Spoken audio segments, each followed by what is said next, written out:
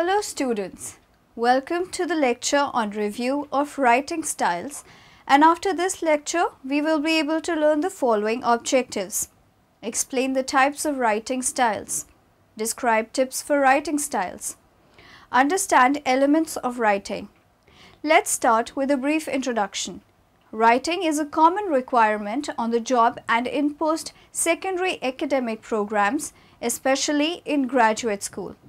To be successful in college and in the workplace, it is essential to develop adequate writing skills and to learn to communicate written ideas clearly and convincingly. Writing is a skill that improves considerably with practice and experience. Writing assignments in school or on the job take a variety of forms. Several dichotomies of writing tasks may be identified, including creative writing versus research papers. Types of writing assignments encountered in academia are research papers, literature reviews, critiques of visual and performance arts, creative writing, take-home exams, essay tests, applications for scholarships, grant proposals, theses, and dissertations. Let us now discuss the types of writing styles. There are 4 types of writings and writing styles that are generally used. Knowing all these 4 different types of writing, their usages are important for any writer. A writer's style is a reflection of his personality, his unique style, his voice, and his way to approach his audience and readers. Generally, there are 4 different types or styles of writing. Expository writing. Expository writing is a subject-oriented writing style in which the main focus of the author is to tell about a given topic or subject and leave out his personal opinions. Author furnishes with relevant facts and figures and does not include his opinions. Key points. Expository writing usually explains something in a process. Expository writing is often equipped with facts and figures. Expository writing is usually in a logical order and sequence. Expository writing is about sharing information to inform or explain a topic to the reader by providing relevant details, facts, and information. Through expository writing, you, the author, make observations about the topic, show them to your reader, and by doing so, help to illuminate the topic for him or her. If you are successful, your reader will walk away from your writing better informed or with a deeper understanding of the topic. And if you do a really good job, your reader's interest may even be piqued enough to explore the topic further. Though the topics of expository writing are nearly endless, there are 4 kinds of expository essays that appear often. These are the definition, process, cause-effect, and opposing ideas essay. A definition essay provides a full explanation of a term or idea. It often includes a straightforward statement of a term or idea's meaning, examples, and other key information. It can also include an explanation of what a term or idea is not. A process essay provides a description of how something works, or an explanation of how to do something. It can take the form of detailed instructions, a narrative description, or a chronological accounting of events. The process it describes can be specific to one particular event, or it can be a general description that applies to many events. The cause-effect essay explains the relationship between 2 or more events. It may identify an event and explore the possible effects of it, or it may look at something that happened and try to explain its causes. The opposing ideas essay explains 2 or more sides of an issue. The goal is not to argue for one side or the other, but to fairly present all of the points of view about a topic. It is useful for informing someone about a contentious issue so that they can better understand why the opposing sides disagree. These are several good reasons for writing an expository essay. But why might you write an expository essay about a text? What is there to explain about a work of art or a book? First, expository writing can introduce the reader to authors, artists, or works of which they may be unaware. A reader might know about the Parthenon, but what about the other temples on the Acropolis? An expository essay about the Acropolis could introduce the reader to the Erechtheion, the Temple of Athena Nike, and the Propylaea. It can also be used to throw light on the content of a work, explaining who is in it, where it is located or set, what is happening, what symbols it contains, and so on. Many painted vases depict scenes from Greek mythology and literature, like this one showing Achilles dragging the body of Hector behind his chariot from Homer's epic poem, the Iliad. An expository essay could introduce the reader to the characters, plot, and symbol this vase painter used to depict this scene. Expository writing can also be used to explain the process of making a work, a topic that can be both instructive if one wants to make a similar kind of art or writing, or simply informative if the technique is unfamiliar. While it is useful to know that Romans pioneered concrete construction, a reader might better understand Roman buildings, like the Parthenon, seen from above here, if they know how concrete is made and how it is used to construct buildings. This requires explaining the process of mixing and pouring concrete. It can also show how a work fits with the artist or writer's other works, or the works of other artists or writers from the same period, culture, or region. Roman temples draw heavily from Etruscan and Greek designs, so explaining the elements of Etruscan and Greek design and how they carry into Roman designs can make their influence on Roman temples clearer. Lastly, expository writing can highlight and explain the relation of a text to life, science, history, religion, or any other range of topics, or what we might call giving context to a work. An explanation of Rome's shift from a republic ruled by the Senate to an empire ruled by deified emperors helps to explain the prevalence of portraits of Roman emperors, like this bust of Augustus, and the tendency to depict them as youthful, idealized men, giving important context to a work like this one. What kind of essay you choose to write, and your purpose for writing, will strongly influence the structure of your essay, but every expository essay has two main components, the thesis and the support. The thesis tells your audience what you are going to explain, and often gives some idea about the organization or structure of the essay. The support is the explanation, including the details, facts, examples, anecdotes, quotations, and other evidence you use to support your explanation. A good expository essay requires you to know two things well: your topic and your audience. Since expository writing is all about explaining a topic to an audience who is likely unfamiliar with it or looking to learn new information, writing a good expository essay requires you to know the topic well. If you don't know it well, you need to be willing to research the topic sufficiently before you start writing. Often, this means finding more information than you will likely include in your essay. After all, you're not trying to present your reader with just any information, but the most relevant and accurate facts and information about your topic. But good expository writing is not just about the topic. It's about explaining it to an audience. This means that you must know your audience well. Knowing your audience will help you decide how much information to provide, how much background information is needed, what depth of information you should provide, what terms you need to define, and what kind of information your reader will value. For example, a reader who doesn't know anything about Greek temples might need you to explain what the parts of a temple are before you can explain how they were decorated. And they might get overwhelmed if you include too many details, preferring to get a handle on the basic parts and design of a temple before they are presented with too many specifics. On the other hand, an aficionado of Greek sculpture might appreciate a more specific topic, like bronze casting techniques, and might be bored if you spend too much time defining basic terms or giving generalized background information. This reader would likely be interested in more specific details about the process, anecdotes about particular artists and sculptures, and technical information, like how hot the bronze needs to be heated or the exact composition of the metal. Clarity and organization are especially important in expository writing.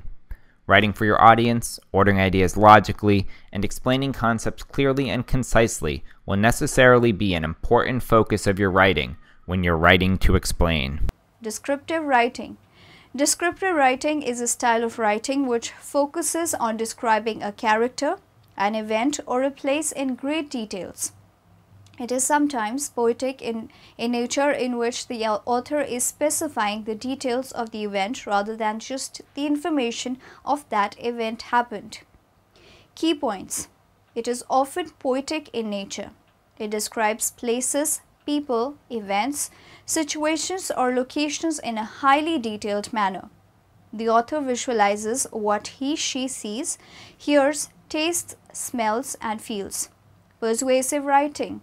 Persuasive writing, unlike expository writing, contains the opinions, biasness, and justification of the author. Persuasive writing is a type of writing which contains justifications and reasons to make someone believe on the point the writer is talking about. Key points. Persuasive writing is equipped with reasons, arguments, and justifications. In persuasive writing, the author takes a stand and asks to believe his point of view. It often asks for a call and action from the readers.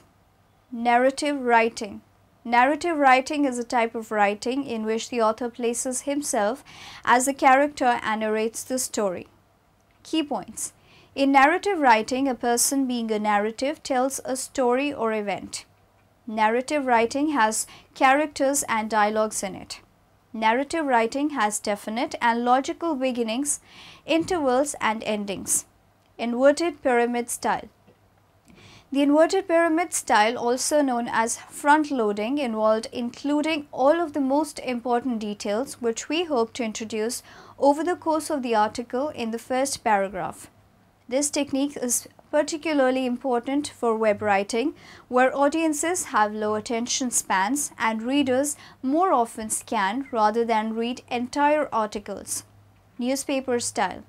News in newspapers is written so that it may be edited from the bottom up. As old editors like to say, a page form is not made of rubber. It will not stretch. What does not fit is thrown away. Historians trace the inverted pyramid, which is not the traditional style of British or other foreign newspapers, to the American Civil War, when correspondents, fearing that the telegraph would break down before they could finish transmitting their dispatches, put the most important information into the first paragraph and continued the story with facts in descending order of news value. Radio style. The radio newscast must be consumed sequentially, that is, the listener does not hear the second story in the newscast without hearing the first story. The eighth story waits on the first seven, which means in practice that all seven are chosen to be interesting to a significant number of listeners and are presented at a length which maintains that interest. Television style. Television news style is much like radio news style. For a viewer can no more return to a group of facts that a listener can. The viewer, like the listener, does not always focus on what the newscaster says. Television news adds further complexities when pictures join the words, that is, anchors or reporters deliver what is called a voiceover. Now we shall discuss the tips for writing styles. The following tips are very helpful for writing a letter, memo, report, proposal, press release, or other business document. Begin with 1 grain of sand. Before we start to write any business document, identify the single idea we are trying to get across. Jot it down in one sentence on a notepad next to typewriter or computer keyboard. If we are writing a news story, this would be the headline. If we are writing a movie, this would be the one-line description in the TV guide. Give the who, what, when, where, and why. Be a reporter. There is basic information all people want to know, no matter the subject. Train yourself to answer in writing all the questions the reader might ask. Everything we write may not have a who, what, when, where, and why, but at least ask ourselves if it does. In good writing, omission of information is by plan, not mistake. Step up to bat and take a few swings. All writers have asked, how do I begin? We begin by switching our brain into a writing frame of mind. Athletes often develop rituals to signal to their brain that it is time to perform. Baseball batters dust their hands with dirt, dig in their heels and take practice swings. Tennis players bounce the ball a few times before winding up for the serve. Try some of these rituals. Deep breathing, close eyes and take several deep breaths to center the mind. Listen to breathing. Shut out the ringing of the phones, the conversations of co-workers and the buzz of computer. Visualization. Close eyes and imagine we are staring at a black billboard in a snowstorm. The purpose of this trick is to clear mind of thought, to wipe the slate clean. The mind cannot stand a clean slate and begins to compose. Affirmation. Look in the mirror and say, "Good morning, writer." Repeat this until we believe it. Rituals. Simply focus inner attention on a task to come. Find one that triggers our writing self. Adopt a plain writing style. It takes longer to read and comprehend a memo written in a bureaucratic style than one written in plain style. Bureaucratic writing buries meaning under run-on sentences, big words, and long paragraphs. On the other hand, plain writing states the purpose clearly, lists major points, includes headings and lists, uses short sentences and paragraphs, seeks to express, not impress, avoids jargon. Keep it short. Effective writing avoids long sentences and long paragraphs. For the same reason, we avoid the long-winded conversationalist at a party. Like the party bore, long sentences and paragraphs do not hold our interest. In run-on sentences and paragraphs, the reader struggles to keep from getting lost. Give the reader a map. If we want our readers to navigate the road of our writing and reach the proper destination, make the going easy for them. Use these devices to make business documents more readable. Paragraphs. Start a new paragraph as often it is logically possible. What is easier to read, a newspaper or a law book? Readers will muddle through long paragraphs and pages of unending text only when they need the information. Bullets and lists. Bullets are typographical symbol, boxes, circles, asterisks, dashes that draw attention to a particular piece of text. Subheads. Use minimum headlines to break up the copy in memos and letters and direct the reader through writing. Do not lose the reader. Remember, it is not only what we say, but how we say it. Be active. If we were one of those people who yawned when our 8th grade English teacher began her lecture on active and passive voice, wake up. What we do not know about active and passive voice may be putting the readers to sleep or making them suspicious of us and our ideas or product. Active. The committee will review all applications in early April. A sentence written in passive voice is the shifty desperado who tries to win the gunfight by shooting the sheriff in the back, stealing his horse and sneaking out of town. Passive. In early April, applications will be reviewed by the committee. Passive writing is popular in business because it helps the writer avoid responsibility and remain anonymous. Customers are suspicious of writing that evades responsibility. Employees and managers distrust ideas that appear more vague than strong. Cut unneeded words and prune windy phrases. If readers respond with "say what" after finishing one of our memos or reports, we may be using businesses and doublespeak. Businesses are language we use not because it is clear or effective, but because we get into the habit of using it. Consider these precise, everyday substitutes for businesses' words. Find out instead of ascertain. Send out instead of disseminate. Use instead of utilize. Plan instead of strategize. Best instead of optimum. Stress benefits, not features. Everything we write in business, from sales letters to budget plans, is intended to elicit a response. We want someone to do something. In the sales letter, we want a client to grant us an appointment so that we can demonstrate our latest product.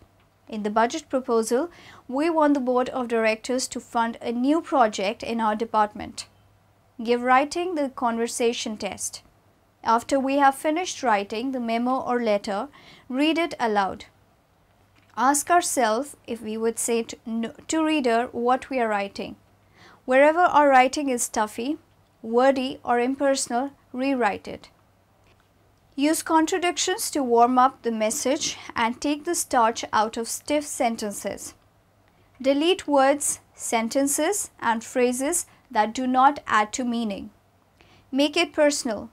Speak directly to the reader, human to human. Remember, people don't do business with businesses. They do business with people. Elements of writing. Think about how these elements work together in any piece of writing. Content, organization, structure, style, expression, writing mechanics, grammar and spelling. Content. Content is the information provided through writing. Before start writing, someone should ask himself what he really wants to say about the subject. If he wants to write something about cars, he has to decide what the purpose of his writing is. Is it to explain how to find a good used car? Does she want to present an argument about the effects of his dependence on cars, cause and effect, or he may want to point out the differences and similarities between 2 or 3 different cars as a way of determining which would be the best buy, compare and contrast. Structure. Structure is the way of organizing writing. A clearly organized piece of writing is easy for readers to follow. There are some basics to organizing writing. Paragraphs should have clear topic, sentences and supporting points. Writing topic need a clear thesis and enough evidence to make a good case for the thesis. Style. Once figuring out what we want to say and how to organize it, we have to decide how to say it. Style involves the choice of words, tone, and the arrangement of phrases and sentences that give each writer a unique voice. Writing mechanics. Writing mechanics refers to the correct use of grammar and spelling. As we build our ability to generate ideas and develop them into paragraphs and essays, we will have to edit our writing for punctuation and sentence structure according to the rules of standard English grammar. Basic tool of writing. The writing consists of the basic tools which are as follows: sentence structures, simple, complex, compound and compound complex. Sentence types: declarative, interrogative, imperative and exclamatory. Parts of speech: nouns, pronouns, adjectives, adverbs, verbs, conjunctions, prepositions and interjections. Use of the comma. Overuse and underuse of the comma are both problems that a writer has. Commas should be used for clarity, that is, to separate items that would be confusing if they were not separated. Agreement. Getting verbs and subjects to agree in number and especially getting pronouns to agree with their antecedents are among the most common problems that students have with their writing. Apostrophe. Proper use of the apostrophe is the mark of an intelligent and well-educated writer. The apostrophe is most often used to indicate possession. It is only rarely used to create a plural. Comma splices and run-on sentences. The joining of 2 independent clauses with only a comma is another common problem among writers. Students should learn that for 2 independent clauses to be joined, they require a comma and a coordinating conjunction or simply a semicolon. Spelling. The rules of spelling are important to learn even at this stage of a student's development. 4S of communication. Communication is an exchange of facts, ideas, opinions or emotions by 2 or more persons. It is the process by which information is transmitted between individuals, organizations. The 4 S of communication are as follows: shortness, simplicity, strength, sincerity. Shortness refers to the message that can be made brief. Verbosity should be avoided, and then transmission and comprehension of messages is going to be faster and more effective. Flooding message with high sounding words does not create an impact. Simplicity. It is used both in the usage of words and ideas, reveals a clarity in the thinking process. It is normally a tendency that when an individual is himself confused, then he tries to use equally confusing strategies to lead the receiver. Strength. The strength of a message emanates from the credibility of the sender. If the sender himself believes in a message that he is about to transmit, there is bound to be strength and conviction in whatever he tries to state.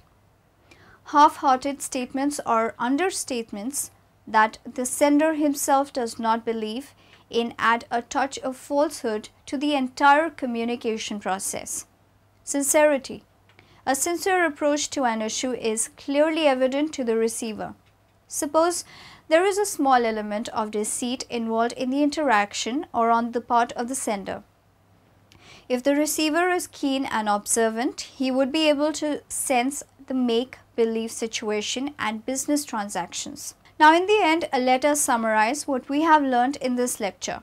The inverted pyramid style, also known as front-loading, involved including all of the most important details which we hope to introduce over the course of the article in the first paragraph. The inverted pyramid writing style has its roots in traditional media dating back to the time of the telegraph and early days of the newswire. The reading of a newspaper matches bottom-up editing. The reader's eye scans the headlines on a page. The radio newscast is to be consumed sequentially, that is, the listener does not hear the second story in the newscast without hearing the rest story. Television news style is much like radio news style, for a viewer can no more return to a group of facts than a listener can.